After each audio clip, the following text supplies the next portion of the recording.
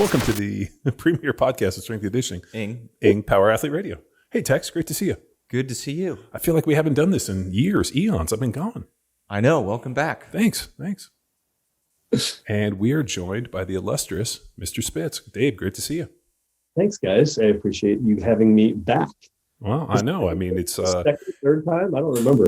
Well, what's Nobody cool knows. is we're having you on the podcast, but I feel like I contact Dave, or at least I'm in contact with Dave almost daily. So it's kind of interesting now to be like, after we've seen each other and we talk as much, to actually have you on the podcast is cool too. Well, we need to catch up a little bit because you took a little trip to Tokyo that I'd love to catch up on and tune in our listeners and share your experience and what you learned and what's gearing up for the next 3 years in that realm. Okay, so we want to cover the Olympics, the experience. What else we got? Let's definitely do the Olympics. I'm interested in some combine training. I want to know some of how some of your guys do, and maybe throw a couple names out there, young guys that we should be able to watch. And I figure between Tokyo and the combine, we'd be in the right place. Cool. And then maybe since you and I both are in the throes of child rearing, we can talk about kids and maybe like what your experience is in their sports and their athletic development, because I have some thoughts on what my kids are going through right now and some of the pitfalls I see parents falling into. And then what else? And then we should just talk about getting jacked, I think. Okay. I'm all about this. That's my favorite. Yeah, that's my favorite subject. Reclaiming my own fitness from a fat fuck to a not so fat fuck. No, you look good. I mean, I gotta say, like the $1 million smile was like, ching, just looking good. Look at me blushing. God. All right, so let's dive in. Tex, what do you want to know about the Olympic Games? Well, you were on a mission. The last time we did have you on Power Athlete Radio. I'm gearing up for that. Is there a Power Athlete Rodeo? Let's go. Fuck, This I'm in. podcast. This podcast, I'm in. Yeah, last time we were building up and speaking on everyone needs to follow Wes Kitz's journey, and this was the moment. So speak to us there. I mean, it's been a number of years since we last interviewed you formally. Yes. So, man, take us up, and then what happened on the stage? Hey, Power Athlete Nation, summer is weeks away, and you got to get that body right. Now, whether it's to pack on a little bit of muscle to fill out those pants and fill out that t-shirt, or to lean out and show off those abs by popping off that shirt, we got you covered. Now, the reason we like to start busting our ass now is so that we have a little bit of margin of error so that you can cut loose and not feel guilty. So what I want you to do is go check out one of Power Athlete's nutrition protocols. We got a leaning, we got a bulking, we got a keto, and we also have a performance protocol for those of you that need a little bit of extra attention and really trying to dial it in so that you look like $1 million come summer. To learn more, head to powerathletehq.com/nutrition to find out which protocol is right for you. And we're going to give you an extra 20% off at checkout with the code EATTHEWEEK. 20%? Yeah, that's all caps. EATTHEWEAK at checkout. Dude, it sounds good to me. Now you got your mission. You know what we're expecting. Go get it. See ya. Okay, so Olympics have always been some sort of a lifelong dream that I really wanted to access in some way. When I went to college, I was a track and field athlete. I squandered my athletic career in my fraternity house with booze and females and other mind-altering substances, and so didn't make the games. Went and got a job and started a company and worked on Wall Street and did all kinds of fun shit, and then transitioned back into sports after I realized, like, hey, you know what? There is a decoupling between financial success and being happy and feeling fulfilled. So I got into weightlifting to kind of see if I could fill that void in weightlifting. I mean, just freaking naive ambition, like irrational optimism gone wild. And then when I failed in that pursuit, didn't make the Olympics in weightlifting, I kind of reinvented myself as a coach. So, third time's a charm. So built Cal Strength, with the initial goal of figuring out how to access the Olympic Games with athletes. And Wes Kitts rolled around about 6 years ago, and I felt like I found my unicorn. So, we had this epic journey, traveling to all these countries, just about every continent outside of Antarctica, and then, ultimately arrived in the Olympic Games. And so, 2020 was initially where we thought we were going to compete.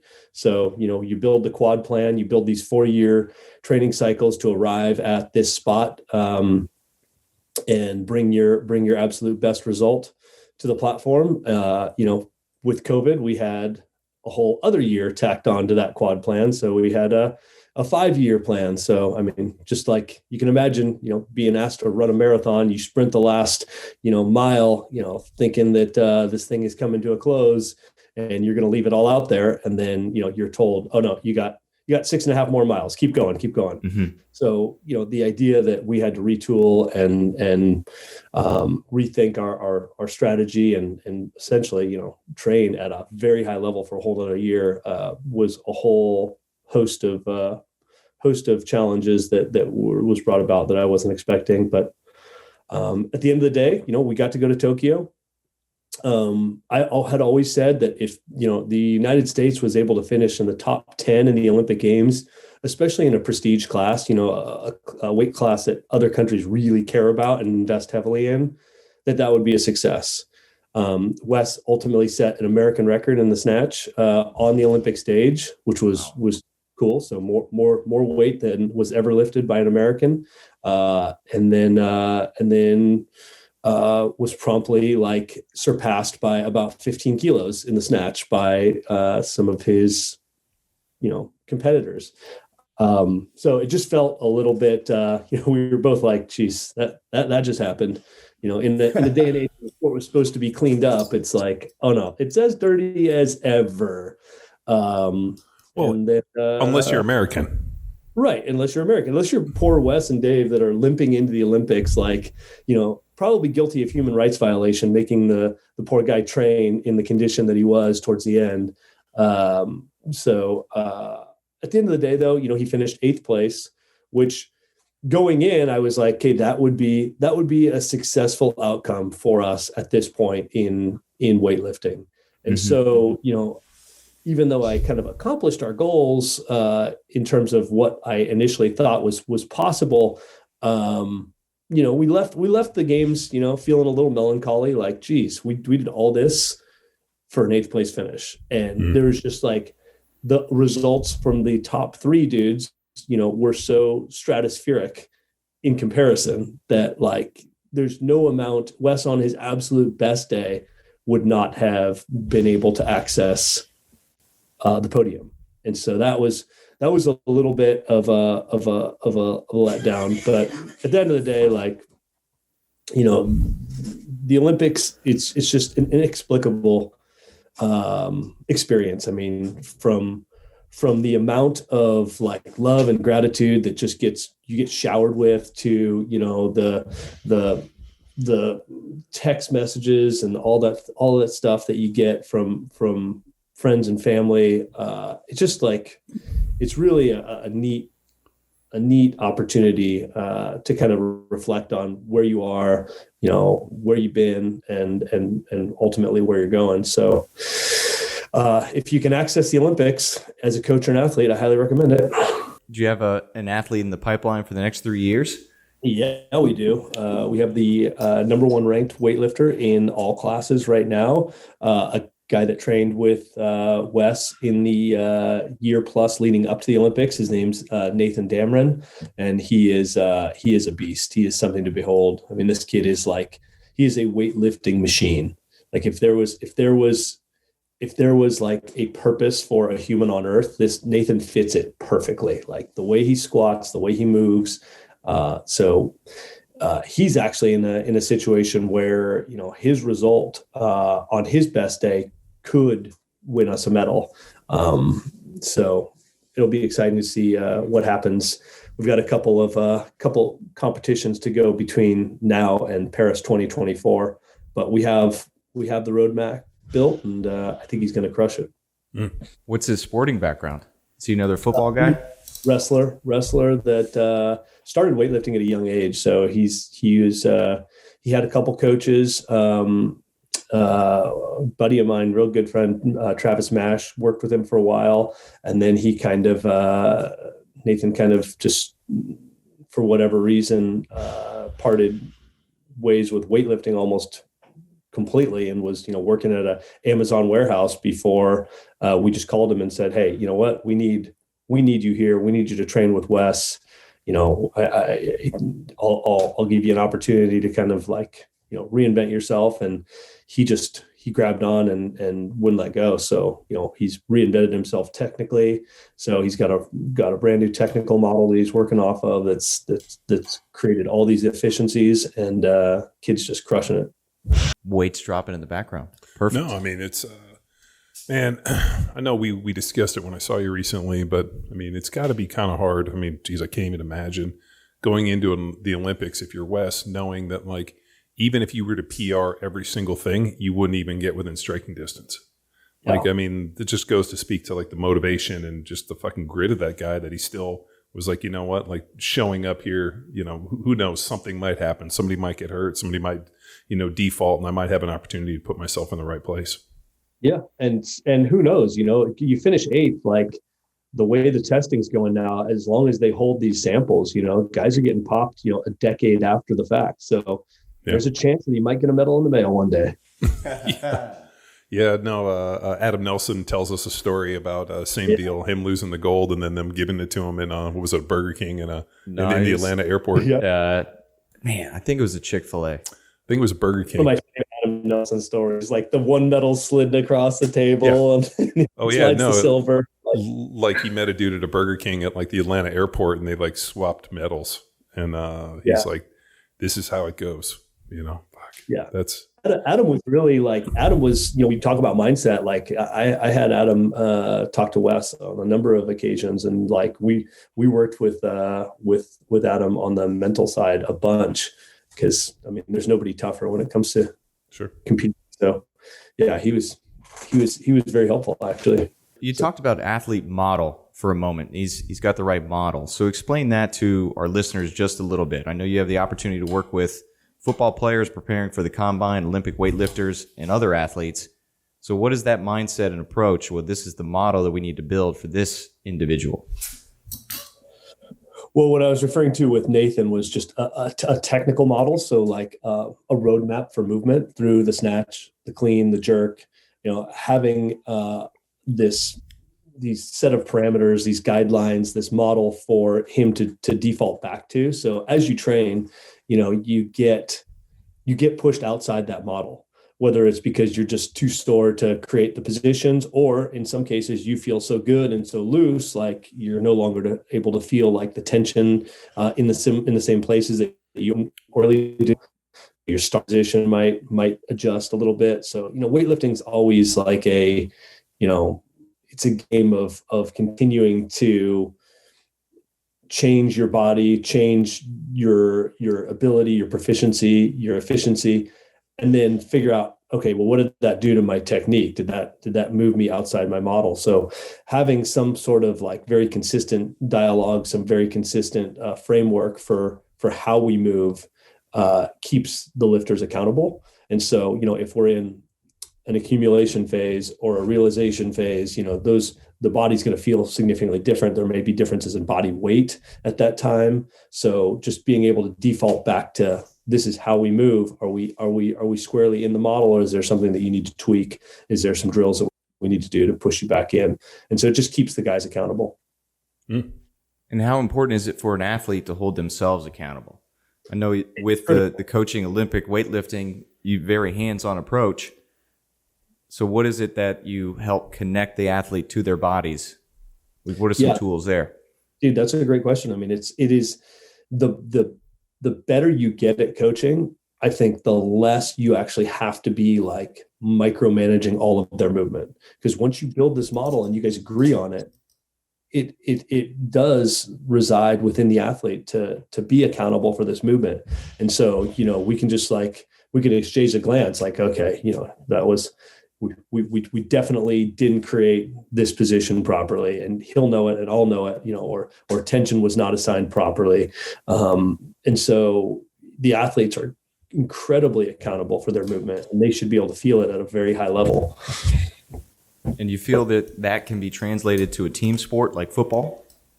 Oh, I think so. Yeah. I mean, John will tell you, like, your stance, what you feel like getting out of your stance. Like there's going to be times where you're either too hurt to play, or you're too sore or whatnot. Like you're going to be pushed out of whatever your fundamental or technical model is.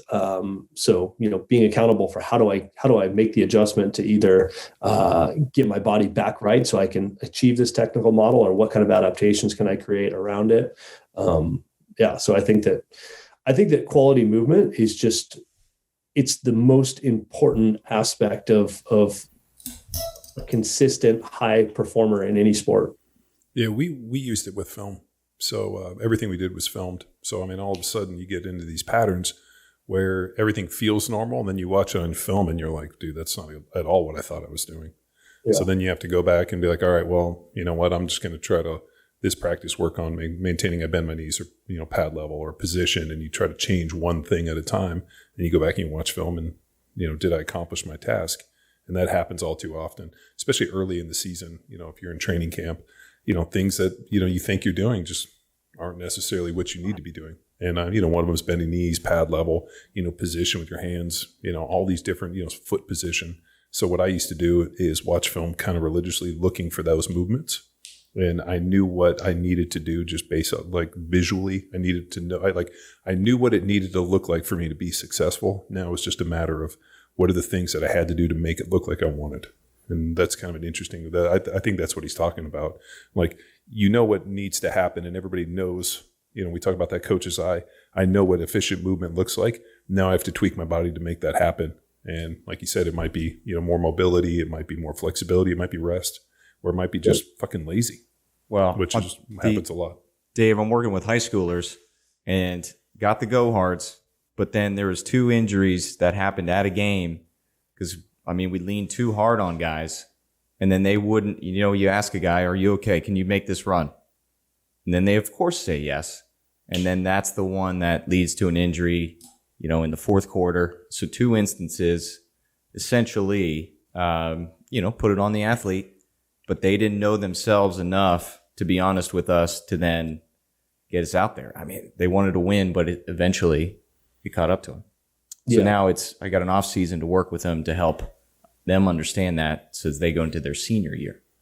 Yeah, that's a huge part of working with high performers, right? Is they're going to be great compensators, so they can kind of create the shapes or whatever the movement that you're asking them to, but maybe they're using a lot of the wrong muscles, and ultimately those imbalances get created, and before long you have this multifactorial problem that you have to unwind.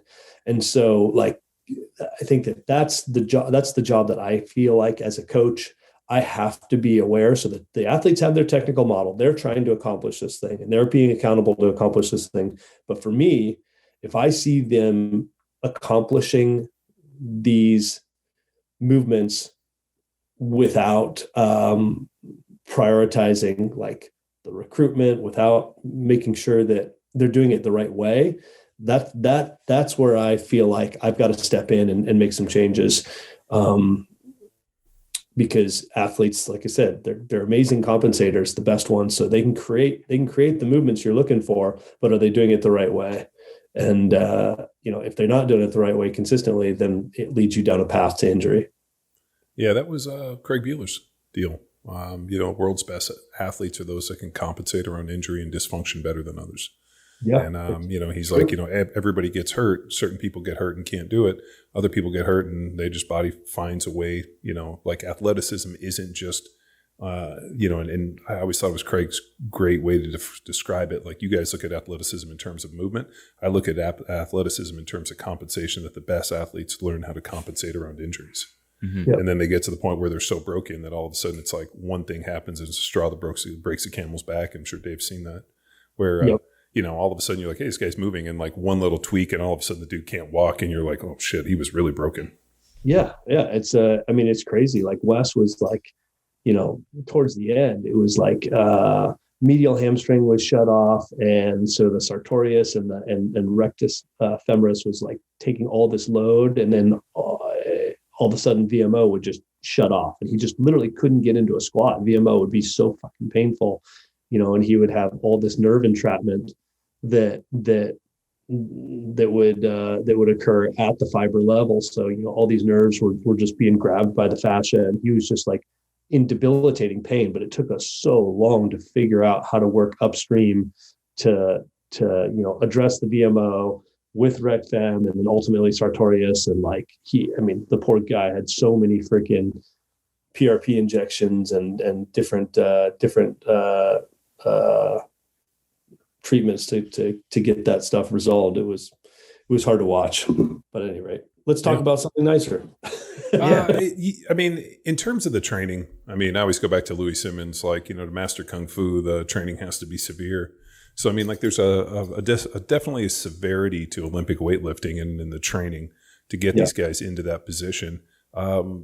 Is that like still the standard model? Is it like, does everybody go into the road grader? Just watching some of the other guys in the Olympics, they just looked extremely fresh. Whereas I watched Wes almost looked like he was waddling, like just so broken. Like just watching him walk, I was like, oh shit, dude, his feet look like they're killing him.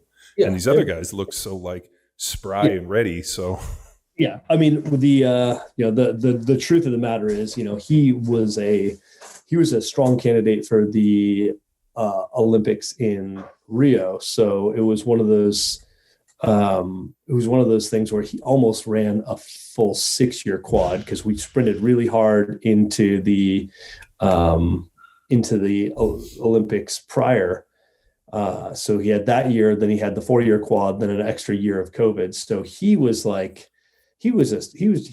ran hard for 6 years.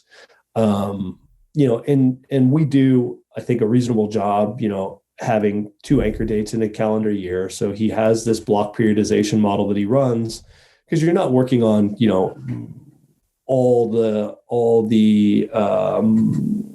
all the attributes that you need at one time. At some points you're working on your maximal strength. At some points you're working on, specific strength. And then you're working on, tying it all together and working at high intensities at the lifts themselves. But at the end of the day, everybody has to go through the meat grinder for a duration of time in any given training cycle, because that's how you have to create those neuromuscular efficiencies, right? So you're not gonna get good at lifting big weights by lifting light weights. You have to actually create those pathways, those efficiencies that are going to allow you to overcome the fear of holding those positions, because that's the biggest thing that all lifters ultimately face is your courage gives up before anything else, right? Your body just won't let you go under these big weights until your brain has the confidence to ensure that you're not going to get hurt or killed. So pulling yourself under 400 pounds in a snatch, it's like that's no joke. That is overriding a lot of self-preservation instincts.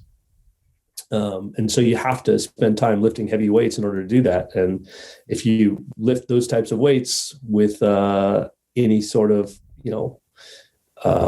dysfunction in your body, you're going to create some injuries. Yeah, like old man Zangus told me, if people got strong lifting light weights, why the fuck would we lift these heavy ones? Right. Because I remember there was like a bodybuilding magazine I saw I was a kid, and the dude talked about he didn't lift anything over 60%. And I was like, hey, this guy's pretty big. He doesn't lift over 60%. And that was Zangus's comment. If the lightweights made us strong, why would we lift these heavy ones? Right. And at the, Olympic weightlifting, it's a total, it's like powerlifting. You got to lift, the maximal weight you can. And, a lot of submaximal efforts doesn't get you there. I'm sure you've seen coaches, write a bunch of programming that's got a bunch of submaximal efforts, and you're like, well, what are you going to do on the meet day? Yeah.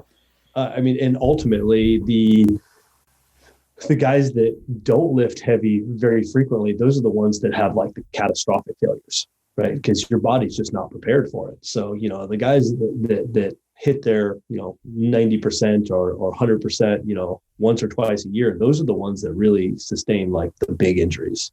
So you have to condition your body, you have to condition your joints, your tendons, all the connective tissue to be able to lift these big weights. So if you're not practicing that stuff, you're gonna risk injury probably more than if you would just attack it from time to time.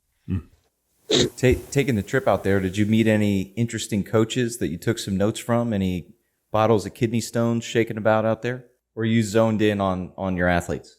Yeah, I mean, when we were in Tokyo, the COVID protocols were so absurd. It was like, there was very little interaction. And we were only in country for, I think, a total of 6 days.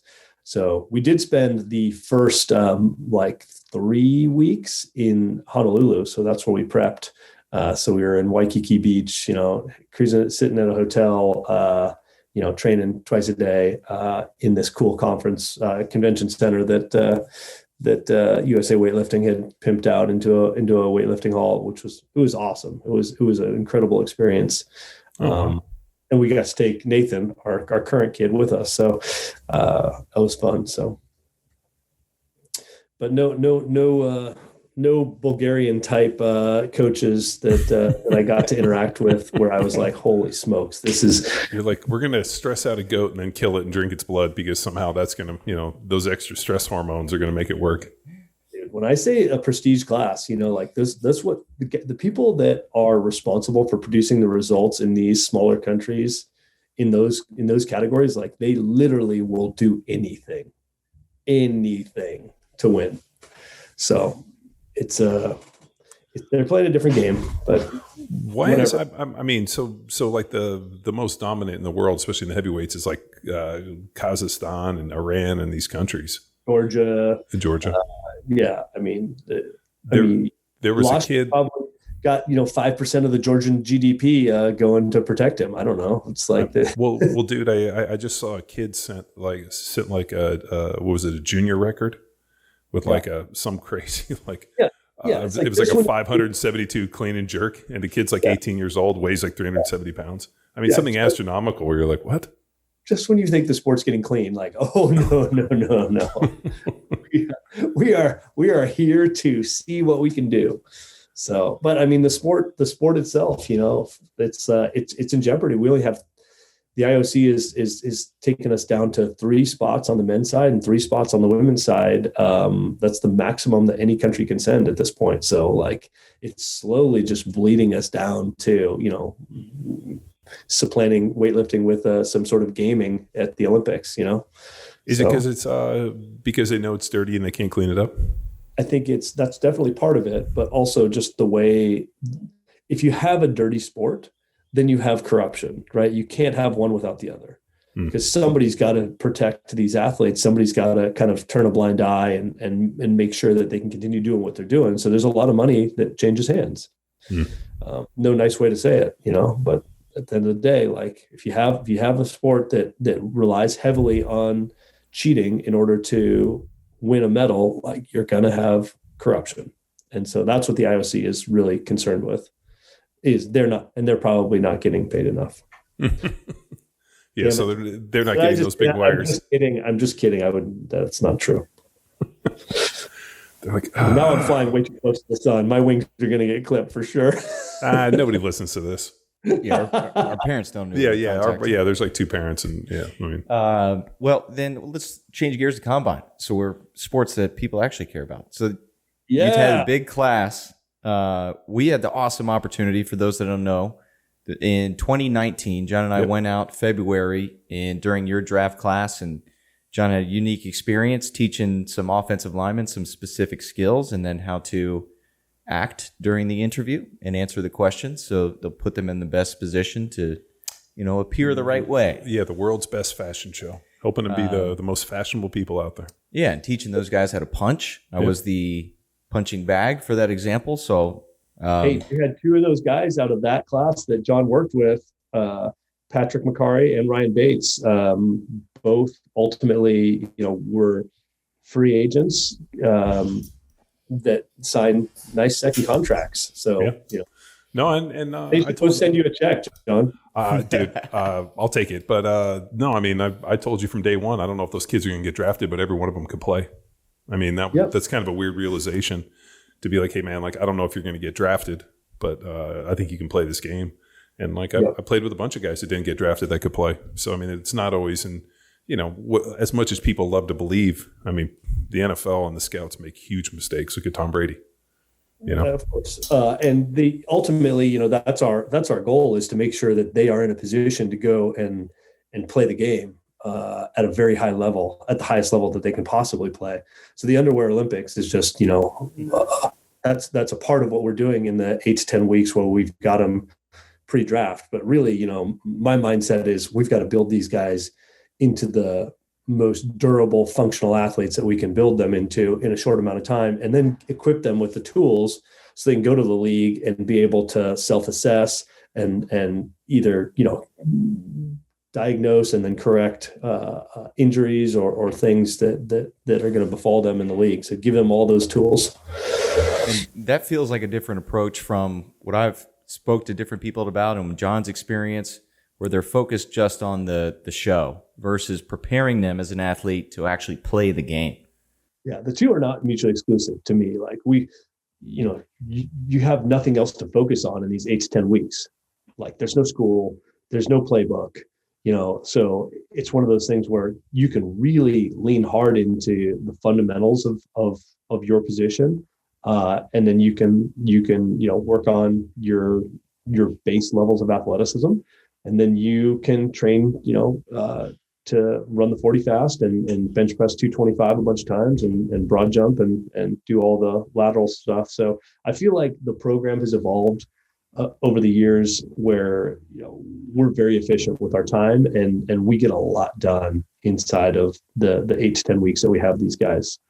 So, I mean, the proof's in the pudding too. It's one of those, you know, we had several guys that improved like baseline 40s, 4 and even 5/10 of a second this year from their initial Zybeck testing to their combine performance. So, I mean, I think that's as awesome as I can get those guys, you know, in that amount of time. Is the majority of what you're trying to work on technique, just cleaning up a lot of the technique, kind of the low-hanging fruit, making it more efficient? Or is there actually something that's going in? Because I know you have a balance of like neuromuscular stuff, flexibility, strength. I mean, you kind of, you know, look at it, but I wonder if you got 8 to 10 weeks, where do you start? I mean, is it like, hey, let's try to improve flexibility. Let's do this.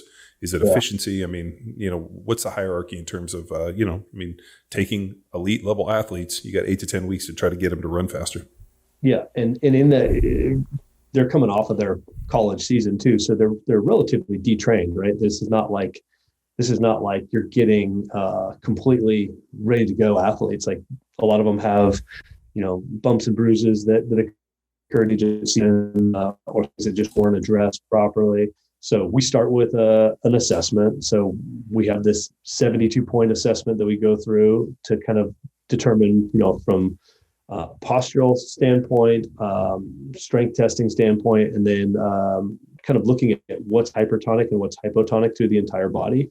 So kind of building a roadmap for how to work with this specific athlete. So all of the accessory work that we do is customized to the athlete and trying to adjust for their asymmetries, imbalances, unique deficiencies. So that's where we start. So everybody kind of gets a customized accessory kit and a customized roadmap for PNF stretching that we'll go through. So some areas, you know, in their body, some muscle groups need to be lengthened, some muscle groups need to be strengthened. And so we kind of build that roadmap early and then use that to back into writing the program. How do you build out the training groups for the guys? Because that was a cool thing that we witnessed, was your ability to bring these guys together quickly as a team, class themselves. So how do you group them together? And then I guess share some of the cool stuff that you take these guys on to accelerate the team bonding that you got going on. Yeah, so we definitely, you know, like the camaraderie of the class to be tight. The NFL is a pretty lonely place, so if you can have a buddy or two report to camp with and just be familiar, like I think there's, or even going to the combine with some guys that you feel bonded with, like there's value there. So, we do everything from, take them on boat rides in the bay to, bocce night to, get haircuts. Haircuts. Yeah. Take them to the barber together and, get them shaved and cleaned up together. So, the way it works in Los Gatos, we have a hotel that sits right between our two facilities. So the Hotel Los Gatos is what we use this year, and it's walking distance. It's about 500 feet from Cal Strength, and then on the other direction, it's about 500 feet from the club at Los Gatos. And so, the guys would literally pop out of bed, walk to the club, get their breakfast in the cafe. We had a couple menu items that we liked to be consistent with for their breakfast, and then they would cruise down to Cal Strength. We would get their movement prep together, then hit the field for either a linear or lateral day, then go back to Cal Strength for lunch, and then hit the lift. And then they would all, inevitably end up back at the club doing a hot yoga session or just sitting in the hot tub or doing some laps in the pool or chilling in the sauna. So it's just a good opportunity to kind of use all of these modalities to keep things interesting.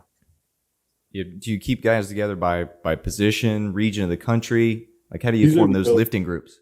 Yeah, usually it's offensive line and D line work together, and then big skill works together. So the linebackers and ends, and then off chance that we actually get a skill position, we'll probably integrate the big skill most of the time. But we've kind of been known for the tight ends and the linebackers, and we have some really good ones playing in the league right now. We had two of the top three tight ends in this draft. And one of those guys came, from a day 3 pick all the way up to a third round selection, based upon his performance at the East West Shrine game. And then he just crushed it at the combine. I think he scored a perfect 10 on his relative athletic score. So his name's Jelani Woods from Virginia. What team do you go to? Jelani went to the Indianapolis Colts.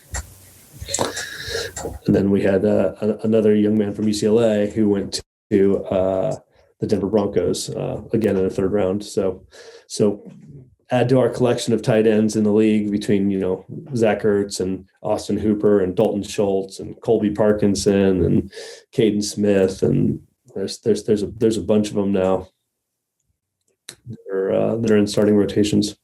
Nice. So you feel like you're getting known just for more of the tight ends and the linebackers, huh? Even though you had some pretty good offensive linemen when I was out there. Yeah, I mean, and that's, I love working with the offensive linemen too, and it's one of those things. Like, I feel like we add a lot of value to those guys. So hopefully we'll continue adding to it. But for whatever reason, like the linebackers and the tight ends, I think they like being at Cal Strength. Well, shit, man. Now that you got the Beverly Hills Country Club, I mean, we were there when it was kind of, mean and gritty and dirty. There was no windows, Cal Strength and high school fields. Oh yeah, high school fields. Now, dude, I mean, Los Gatos, like you should see this club, dude. It's like just sounds expensive. It's like an Equinox, just nicer. Yeah, it's nice.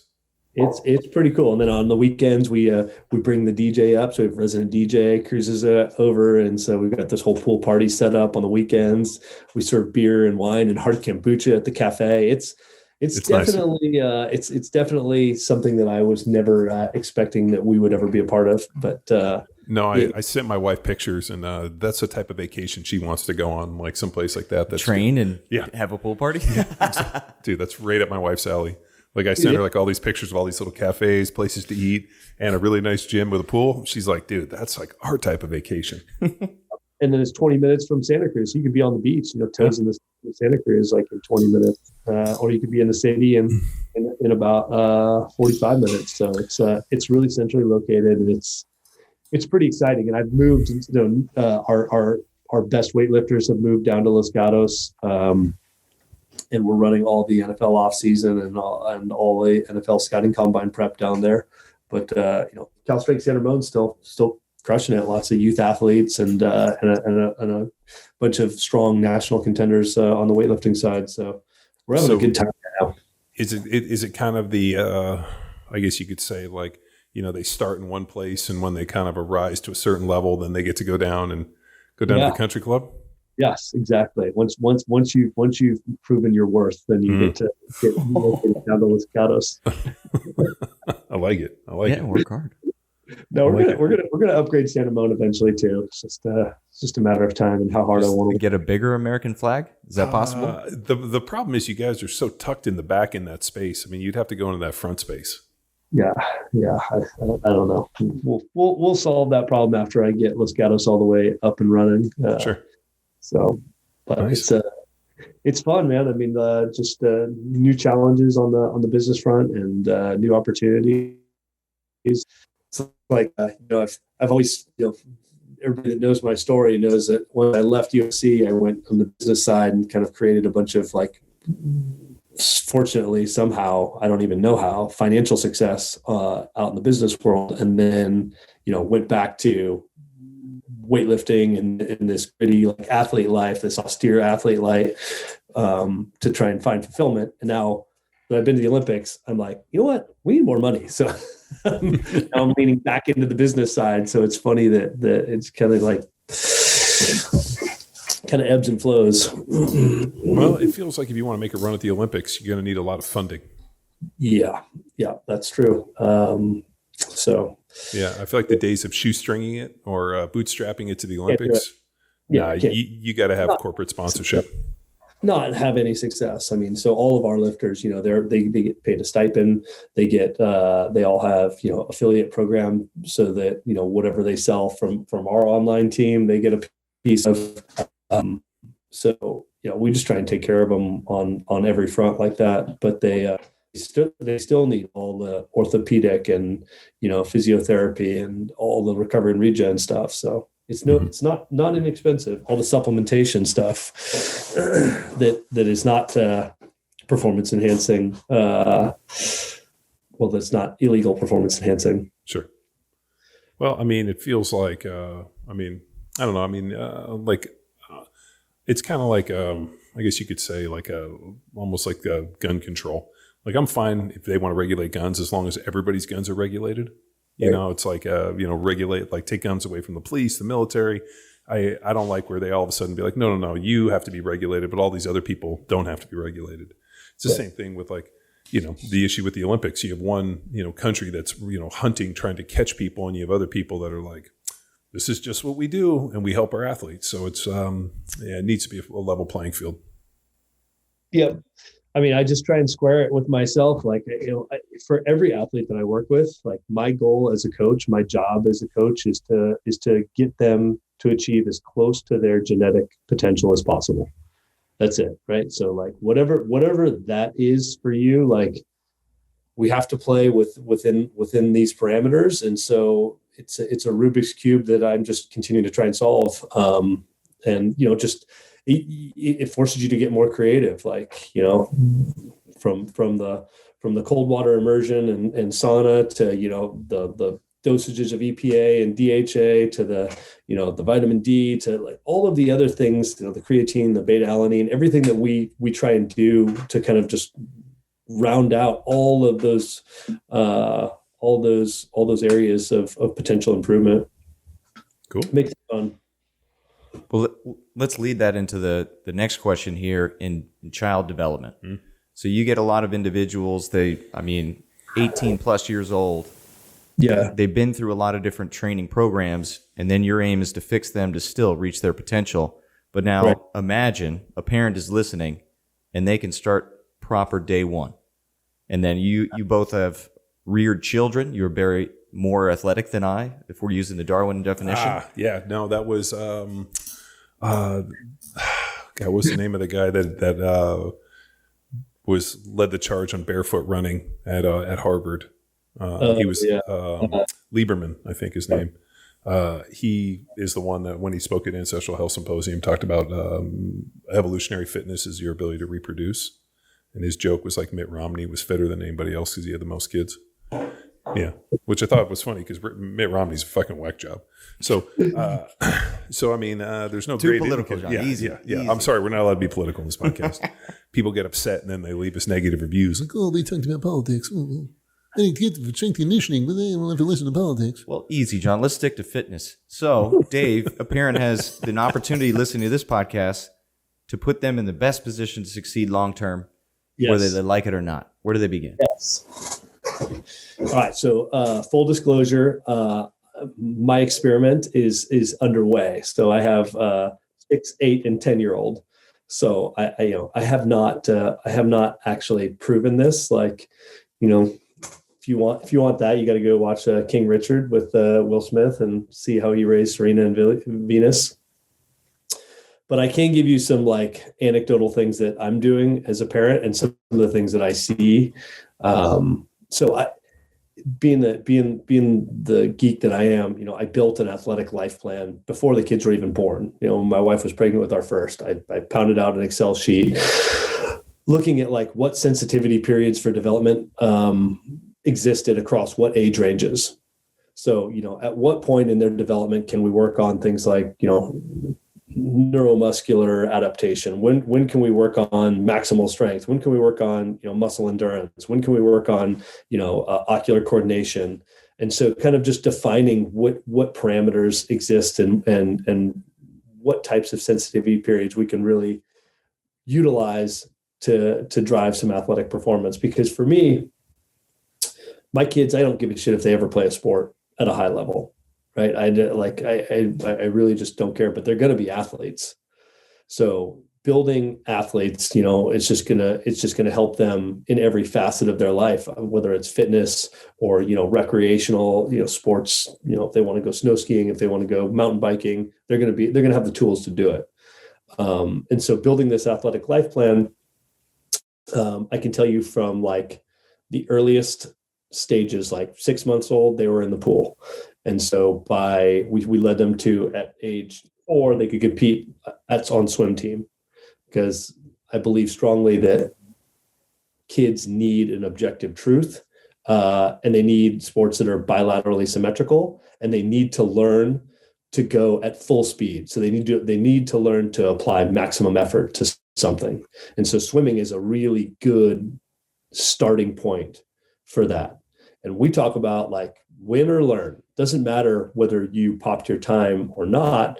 If we didn't PR, like what did you learn from that thing? What are the discussions that we can take away? Did you sleep well? Did you eat well? Did you practice hard that week? Were you nervous before the race? So there's this whole host of conversations that you can have based upon the things that actually drive performance. So you can always marry it back to process.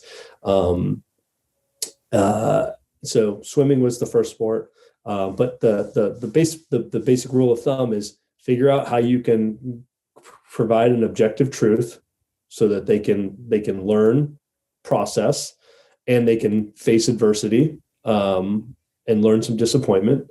Then figure out how to, like I said, make things bilaterally symmetrical that are going to promote athleticism. So our second sport that we really prioritized was gymnastics. So from 18 months on, they were in at least once a week of a gymnastics class. And so just putting them on a track to go through level 1, 2, 3, there's obviously diminishing returns once you get to like an early specialization type role in gymnastics, but just using gymnastics to create the base level of force production, force absorption, flexibility, mobility, and then working from there into creating more, like I said, ocular coordination. So I think soccer is probably the best thing to do for that, like being able to coordinate your feet, hands, eyes, all that good stuff to kind of work together to accomplish a goal. And soccer is, for the most part, bilaterally symmetrical.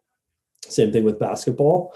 And then at 8 years old, we introduced weightlifting. So like the kids will lift once or twice a week here in the gym, focusing on things that just basically challenge positions. So, squatting and hinging movements. We start them with the Olympic variations, of course, like learning to follow directions and understanding how to recruit different areas of their body and relax others and be able to move through complex movement with direction.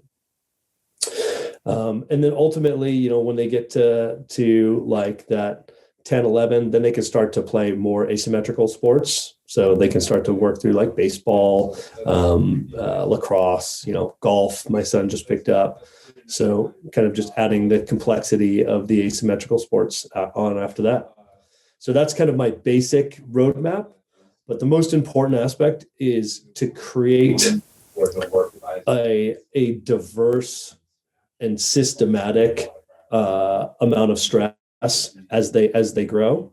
I see so many kids in my little wealthy suburban community, just mountains of sports specific preparation, mountains of early specialization, year-round baseball starting at 8 years old, or year-round soccer at 8 years old. And it's really discouraging because, these kids are taught like, all I have to do is work hard and listen to my coaches and do everything that I've been instructed to do, and it will create success. And initially it does, right? You can fake it at a high level for younger kids up until they reach some de minimis amount of maturity. And then the better athletes start to overtake them because they can just out athlete them.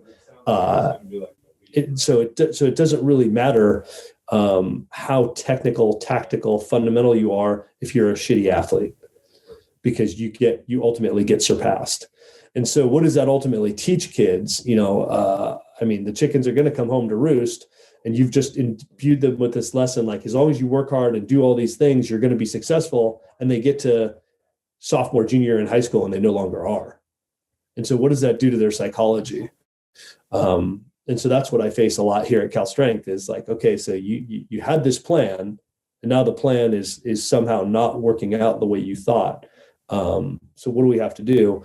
We have to go back and build your base of athleticism so you have the opportunity to compete at these higher levels of your sport.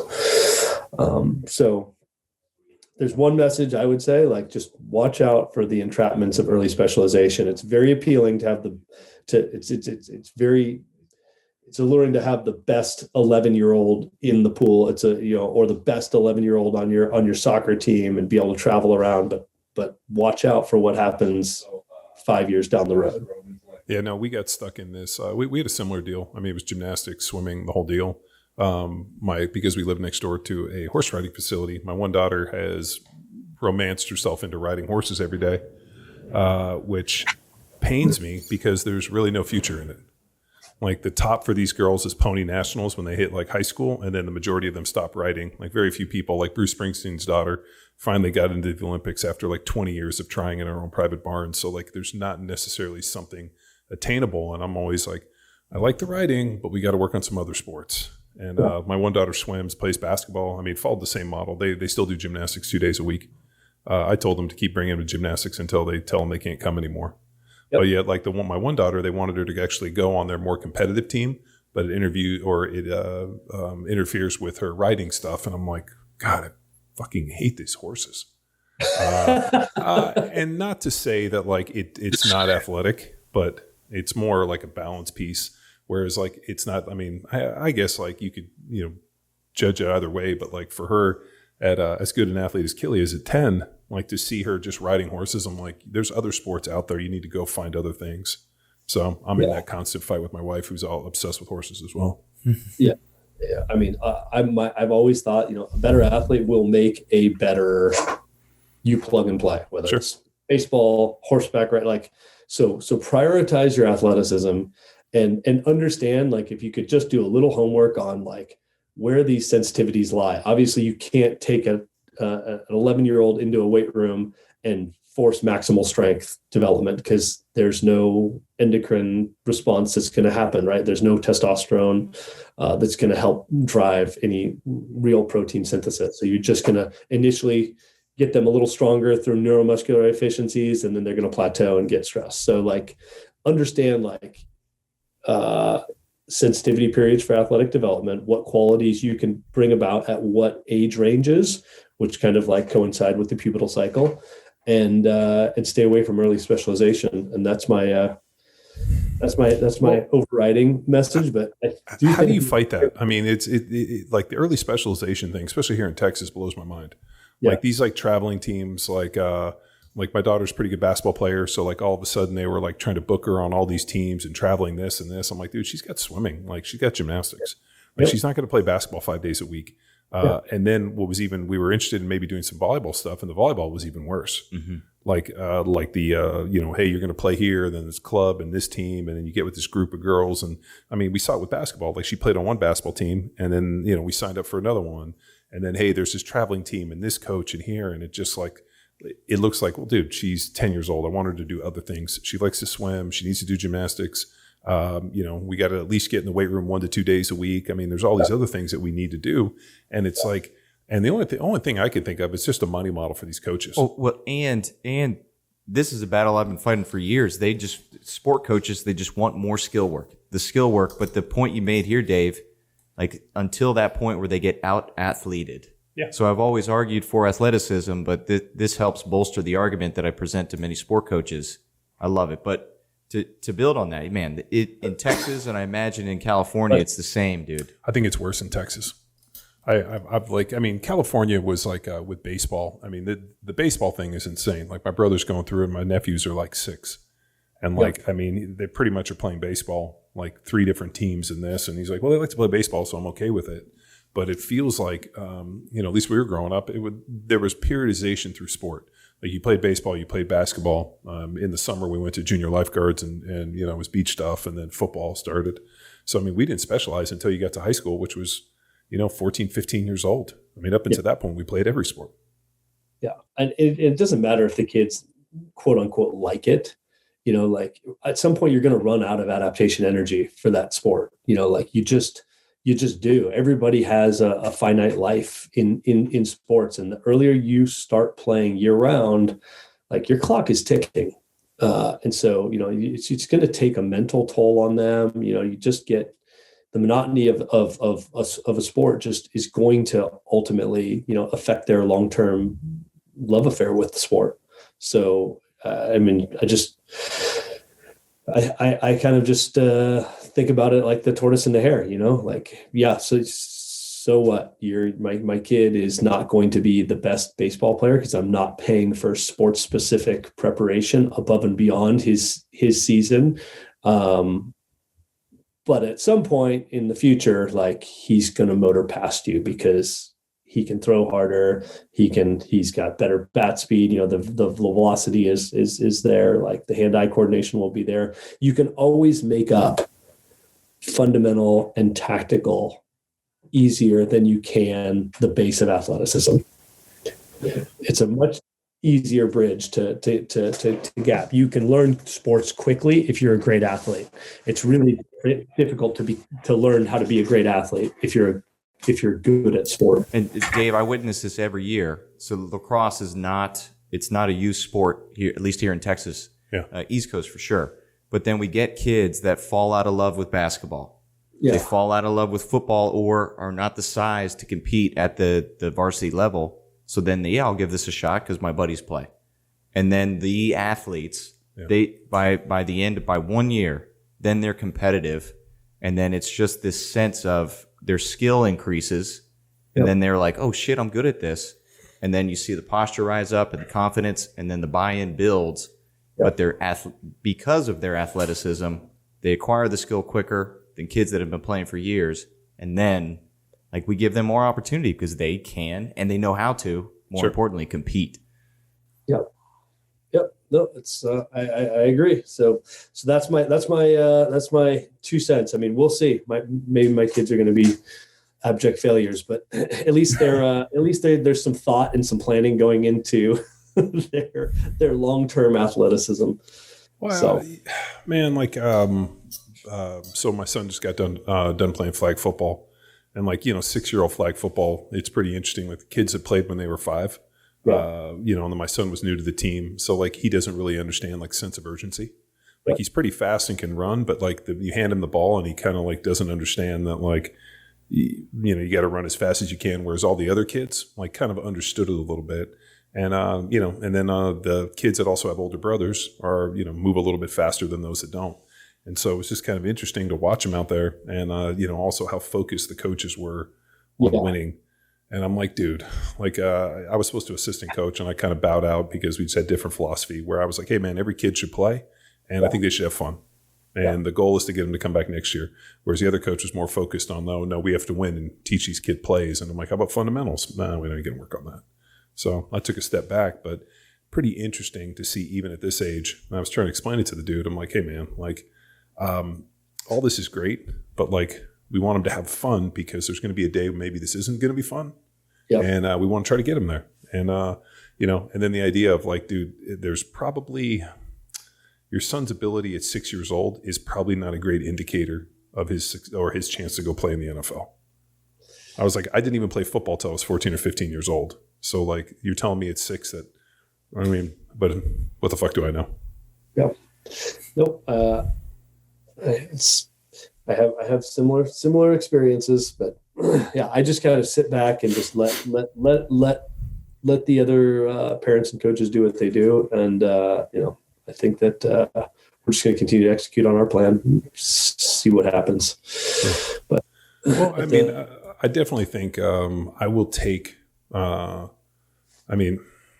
It's kind of a weird thought. There's just an idea of early skill development, and I think training universal as an athlete and being athletic, people absorb skills quicker. So whereas. No, but I'm sure there's other cases for people where it's you know what, I'm not a great athlete, but I can just throw the ball because I've been throwing the ball for years. But then what happens if you get injured? What happens if all of a sudden your arm strength doesn't develop? So I think there's this early specialization that just seems to be plaguing everything. And if you talk to anybody that knows anything, they're like, dude, this is the worst thing you could do. But yet it seems to be, you see 10-year-old kids when we were out at the football field for my son's flag football. There was I'm pretty sure former offensive line and his fat assistants out there putting a bunch of 10 and 12 and 13, 14-year-old kids through offensive line drills. Probably, they're probably freshman, sophomore in high school. There's some ex-player or maybe, college player has some development program and these parents pay into it. And I'm sitting out there watching and I'm like, dude, the only thing these coaches are teaching them is diabetes. These dudes, I'll send you the picture, Dave. These dudes are 400 pounds. And I'm like, they must be offensive linemen, parents are like, these guys are huge. They must know what they're doing. And these kids are out there. And I'm like, oh my God, this is so bad. Yeah. So the inverse is also true, that for whatever reason, the parents that will push early specialization will always tell me, hey, I don't want my kid lifting heavy. I don't want them to stunt their growth. I don't want clean squats. I don't know. You have a finite window to get strong, as when you from 18 to whatever it is, 28, you better use that decade to get really strong, because once it passes you by, how many old dudes do you know that are struggling to clean, squat, bench, just such pedestrian weights.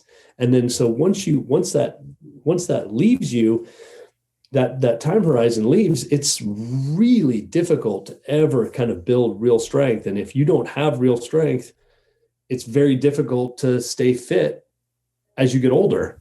Yeah, no, we've seen people come into weightlifting in their late 30s, early 40s. Yeah. And we'll see them today. They, 225 back squats considered hey, I'm, fighting my way to 225. And all of a sudden when I get to 240, I end up getting hurt and I have problems. And I'm these are weights that we handled when we were 12 and 13, 14 years old.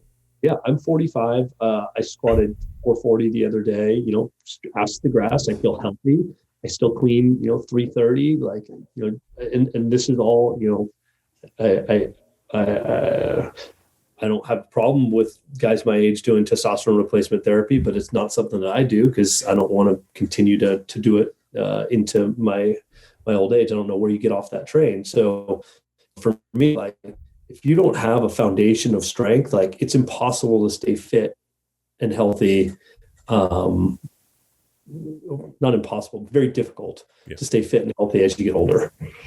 So the lessons that we learn as kids, and the system that we put in play as kids, that it affects you when you're 40, 50, 60.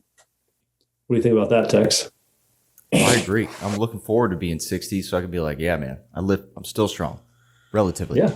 I don't know. What I always go back to like, what does 60 look like? Fucking shorter shorts, tucked in shirt, fucking belt. Just I'm still coaching. Showing up in. Are you going to lose your filter? What? Oh, you mean lose what? Like my verbal filter? Yeah. Where you're just like, fuck you. You know what? Like my mom's 82, and my mom has zero filter to the point where I'm like, dude, it's best if you don't go out of the house. You just fucking offend people. But I think like, what kind of blows my mind is like age is not the same as it is now. Like I remember my grandparents when we were kids were like, they had white hair and wore polyester and drove like fucking Buicks and like looked like they were 100 years old. And when I did the math in my head, I'm like, they were only in their like early 50s, late 60s. Yeah. And now you see Tom Cruise, who's like in his 60s, and the dude, that's what was fucking flying jet fighters. So I mean, it's pretty interesting. Like I saw a deal that Wilford Brimley was like when they made Cocoon was like in his 50s. Yeah. So like the Golden Girls were only in their like late 50s, early 60s, and they were retired and old. So I mean, it's pretty interesting. Like our perception of age has dramatically changed. Where like, a dude in his 50s who, would have been put out to pasture still pretty virile and pretty young. And I think it's because of the training space. Oh, I think that's 100%. That's the only fountain of youth that really exists is, being able to stay fit. It's the only hack. Like whenever people talk about these performance hacks in this, I'm like, staying strong and lifting weights is by far, and exercise is the only performance hack there is on the world. Dude, I mean, I've distilled my stuff down to just this concept of never do nothing. So like every week, I lift heavy things a couple times a week. I get my 10,000 steps in a day. And I assign what's called the minimum effective dose of conditioning. So I'll do like 6 to 10 minute conditioning bouts where my heart rate, gets between, 140 and 150 beats per minute on average across the domain. And I feel great. I mean, like my nutrition is pretty disciplined with respect to like, I hit my protein goals. I don't need to overdo the fat. And then my carbohydrate choices are for the most part, just what occurs naturally, or I could find in nature in some way, tubers and fruits and vegetables. But keeping it that freaking simple. And then once you knock out all that, then you can start to get sexy with some of the supplementation.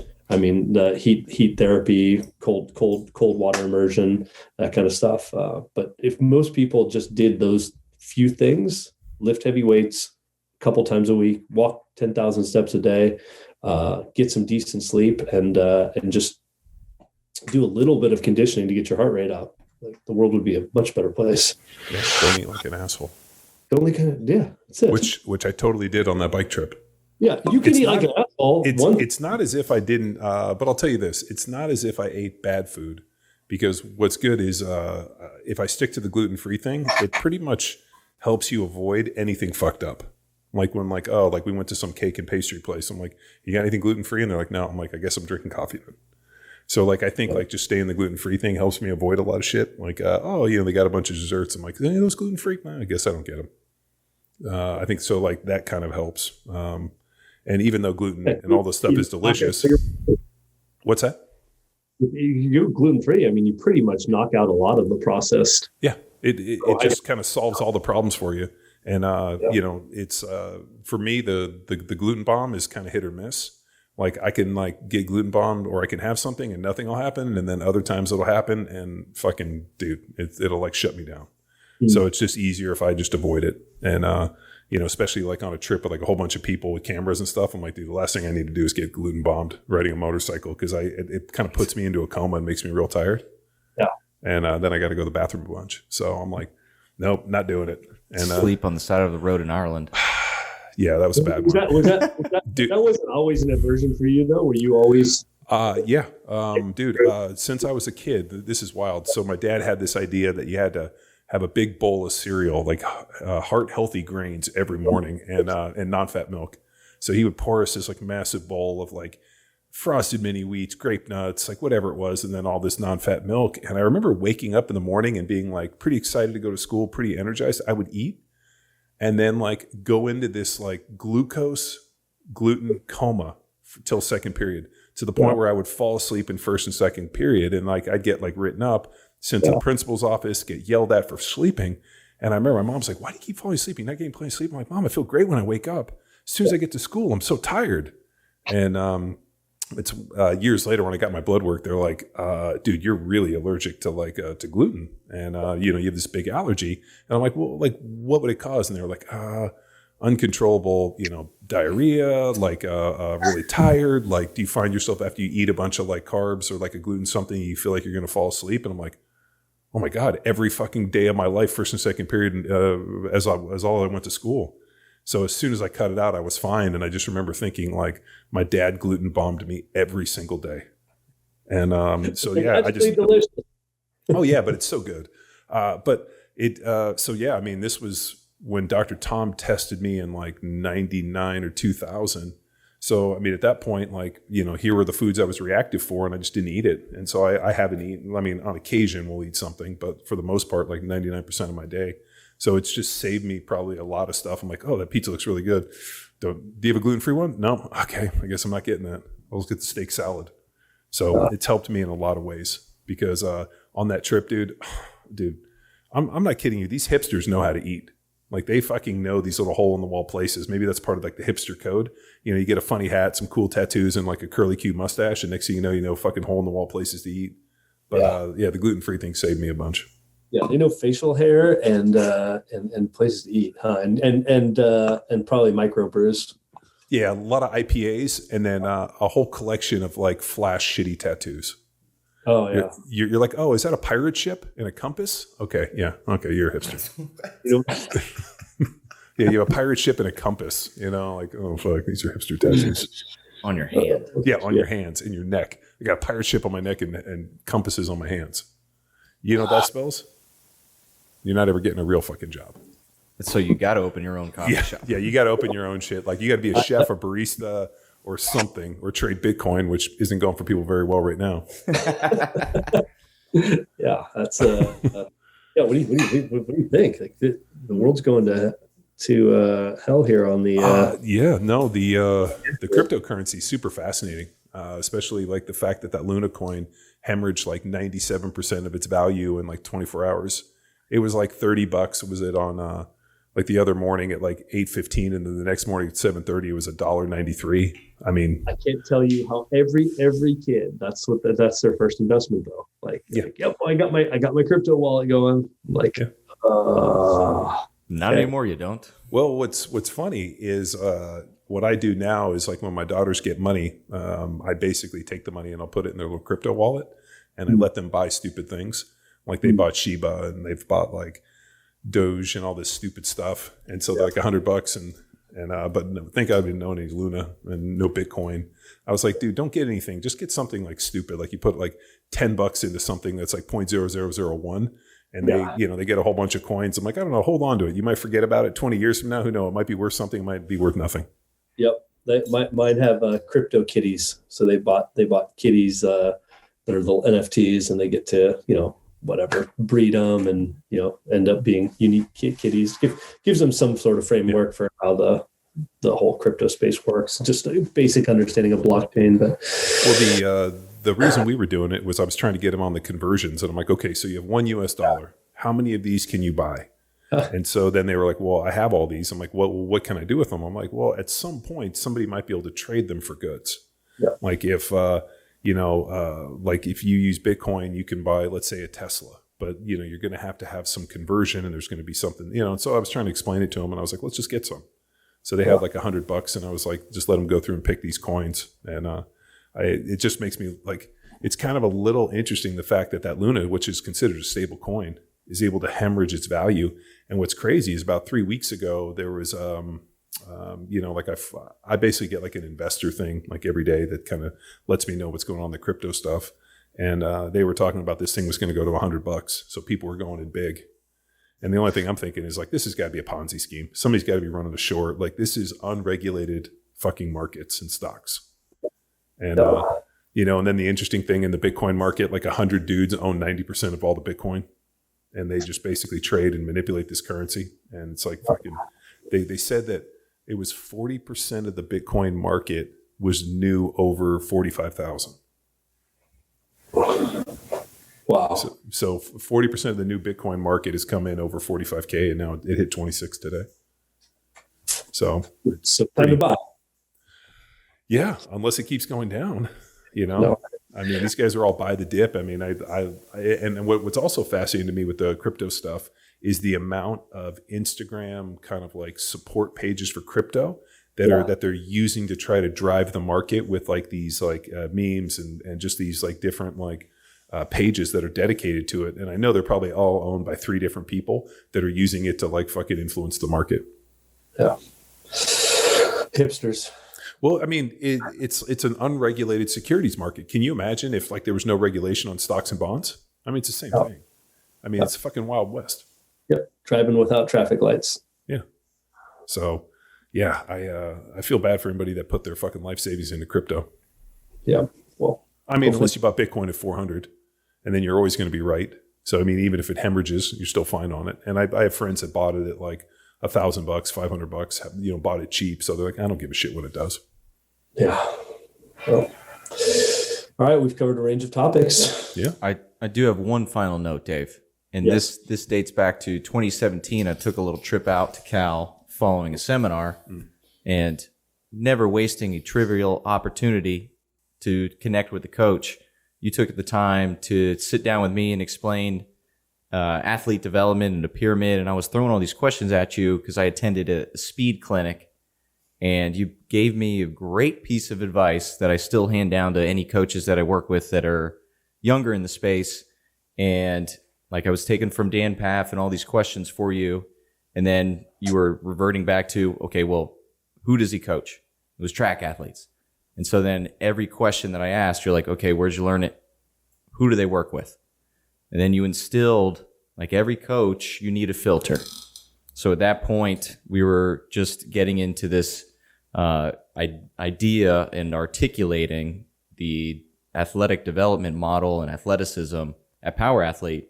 So then that became the filter. Okay, well, what information is any kid, younger coach bringing to me? Well, where's it coming from? What are they training for? All right, well, is it going to make them better at their sport, X, Y, Z? So aim to still instill that message to younger coaches that are bringing different questions or, cool things that they're trying in their training. Well, let's reverse engineer this, and what's the bigger picture? What's the goal? So I want to highlight that and just say thanks, man. Still riding that wave and appreciate that filter. And hopefully, you mentioned getting old and not losing your filter. I hope to not lose that one. So just want to say thank you. Hey, my pleasure. It was fun having you guys here.